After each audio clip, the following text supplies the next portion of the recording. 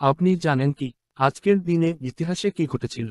চলুন জেনে নেয়া যাক 5 ঐতিহাসিক ঘটনা। সাল 1471 ল্যাঙ্কাস্টার হাউস এবং ইয়র্কের মধ্যে চূড়ান্ত যুদ্ধে ওয়েলসের যুবরাজ ওয়েস্টমিনস্টারের এডওয়ার্ড নিহত হন এবং রাজা চতুর্থ এডওয়ার্ড তার সিংহাসনে ফিরে আসেন। সাল 1535 হেনরি অষ্টমকে স্বীকৃতি দিতে অস্বীকৃতি জানানোর জন্য লন্ডনের চার্টার হাউস মঠের 5 জন কার্থুসিয়ান সন্ন্যাসীকে ঝুলিয়ে টেনে এবং কোয়ার্টারে রাখা হয়েছিল। সাল 1688 রাজা দ্বিতীয় জেমস ইংরেজ গির্জাগুলিতে তার ভোগ প্রার্থনার ঘোষণাপত্র পাঠের নির্দেশ দেন। সাল 1780 বোস্টনে American academy of arts and science প্রতিষ্ঠা হয়।